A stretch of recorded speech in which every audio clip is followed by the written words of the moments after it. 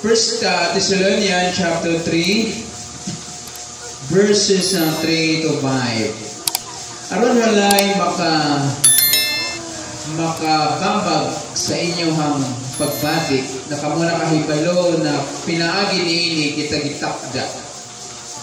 Mao ni kamatuonan na bago kami nagikuban kaninyo, kita mag-aantos sa mga kalisdanan sama sa nahitabo kaninyo kung na inyo kining nasairan. Sa maong hinungdan na wala na ko na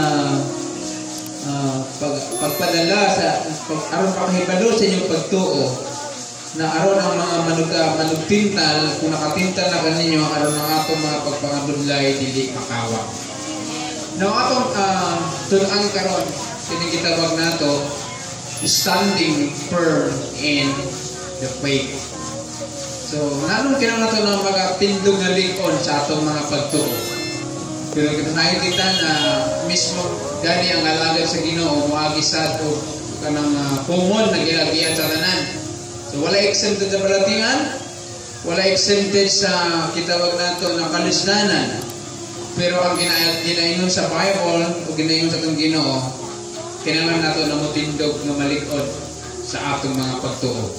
Naay mga pamaagi kung saan nato na mahimo kita malig-on, kung saan nato na dili ta maluwi sa atong pagtuo bisan maganaglahi ang atong mga kasinatian, managlahi atong mga problema na ginatubang.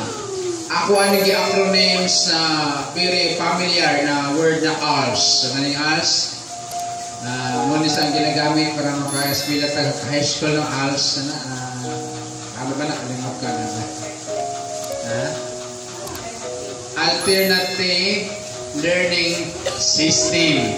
So, sabihin mo na ito para maka-learn ta how to stand firm in the faith. We need to learn ang sistema sa Bible. Okay, number 1, in verse 3, that no one should be shaken. Wala dyan na, para walay maluya, walay mo surrender. Sa unsa man, by this affliction. Yung affliction means mga kalisdanan, mga kasamok na muapikto sa imong kasing-kasing pagbati, makaingon ka, grabe naman yung problema, Lord. Walay kahumanan after na ma-resolve na napahimo ng yawa. So, unsa man itong himoon para makapadayon tag tindog nga lig-on sa pagtuo. Number 1, unsa kanyang first letter sa ALS? Natural, A. Mikag B. Lagyan ng ALS. So, ALS, it means always prepared. Pero wala din naka-prepared na magsakit sa, no? Para sa ko, lami kaya kung ngisi-ngisi itong Lunes. Walay nagdahog pagka-Martes di ko katindog. Naman sa nakanin, nakima na pamati kahapon.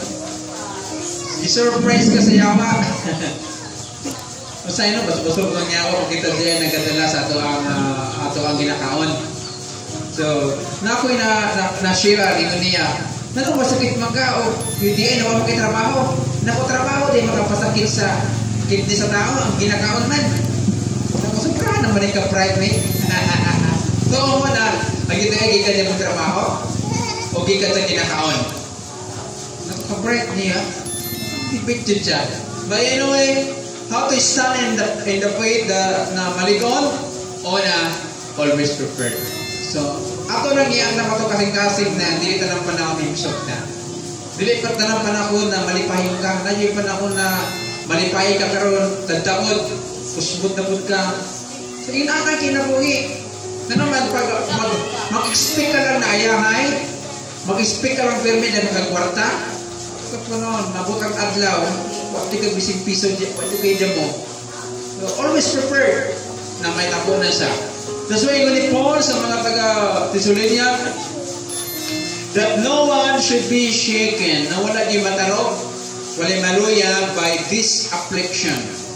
For you yourself know that we are appointed to. Yung ni Paul, i-appointed ka kita, kay tao man ta na ay mga pagsulan, ay kalistanan, normal lang na.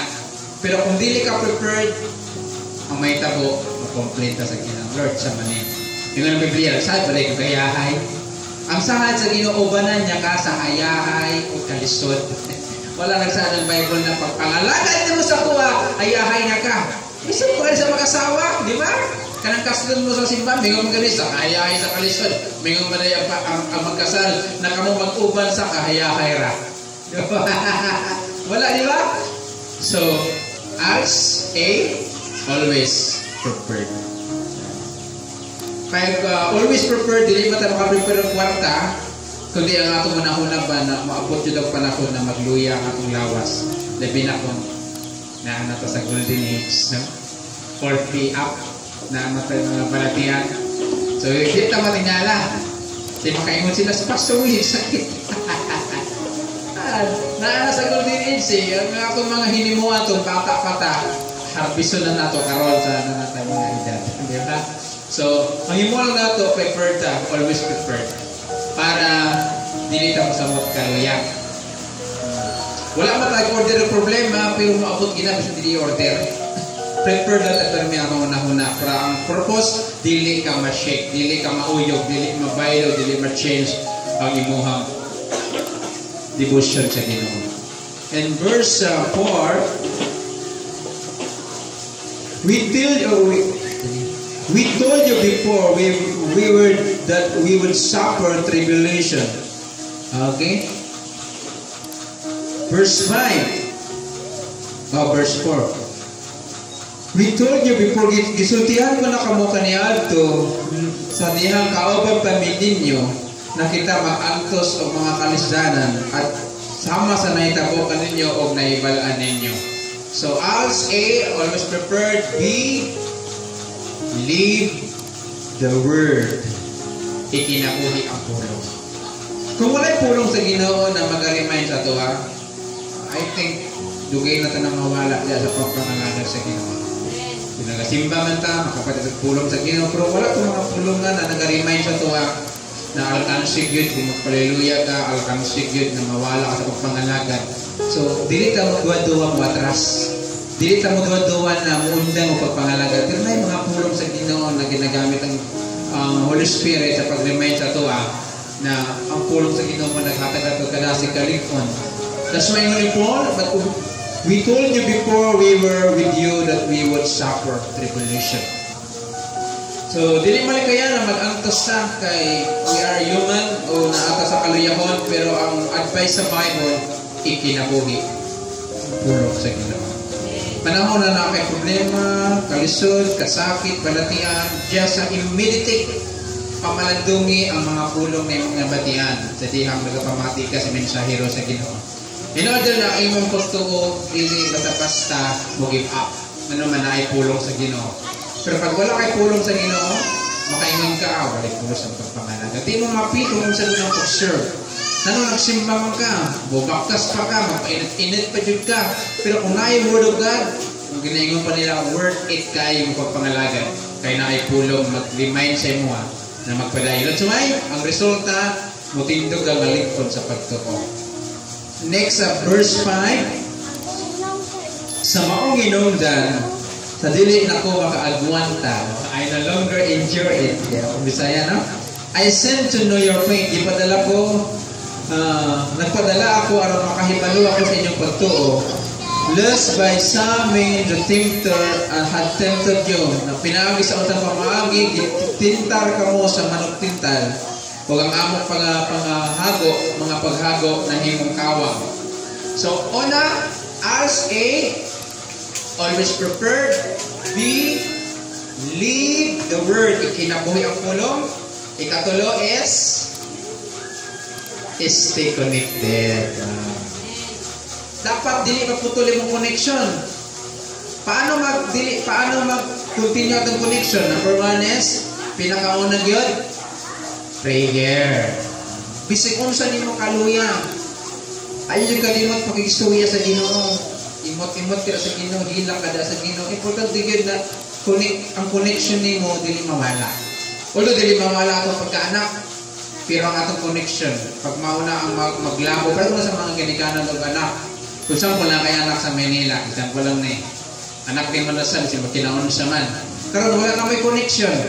So ang problema ana, magkakusa sa inyo, wala ka pala kung saan kayong taman sa matag sign, di ba? matakabalo kung masakit ba, wala na connection. Pero ang lang pagka-pamilya na agyapon. Listen to itong Ginoo. Mo na maluya itong pagtuo kay hindi na ito maampo. Sa mag-asawa po, hindi na mag-istoryanay, hindi na magtingganay, malasay po ng relasyon. Kasi yung mga magsuon, alapin na sa ito ang buluhaton. Dili na magkita, Domingo na ito magkita ay, lasay kayo ang mga dagway. Hello, observe mo. Nung wala tayo mga simbalay, at prayer meeting, Domingo ito magkinanay, lagyan itong pagbati. Gamay pikil, ha? Muna ginaba na ito, gina-encourage na ito, to stand in the faith, standing firm in the faith, you must to stay connected sa Ginoo. Magliko ng mga asawa kung kami mag-istoryanay. Magliko yung mga magsuon kung na ay connection. Kumusta ka diya? Kumusta ka diya? Okay ra. O, tanga ko, babe. Nausap ka na eh. Kung dili, magumusta, wala yung connection. Kaya ang connected sa iya, kumusta? Kulang man. Tingnan po kay sa mga Thessalonian, I sent to know your faith. Napala kasi po. Na naman, wala na may balita. Naunsa naman ito Thessalonians. That way, napala ka sa inyo niya, nagpadala ako para makabalo ko siyang pagtuo. Tunapay sa tuwa na rin. Na magkita dyan pamaagi para kumustahon. Kumusta naman akong mama, kumusta naman akong papa, akong anak, akong isopon. So, pinagi sa connection ninyo, bising lagyoanay mo, pagkapadayon yapon ang inyong concern. Amen? So, usahay, no? Maluyan ta kung walay mo tawag sa tuwa. Labi na kung maarad na ta, mahiling mo na kumusta ka niya, pinaka, wala na gani. Saan ba niyo? Magagawa na yung nagmahal. This same sa Ginoo, ang Ginoo wala problema sa iyang side kasi hindi ta mamusta. Kita lang, pag di ta magmuduol sa Ginoo through prayer and word of God, luya tanang luya po niya sa way kwarta. So, stay connected.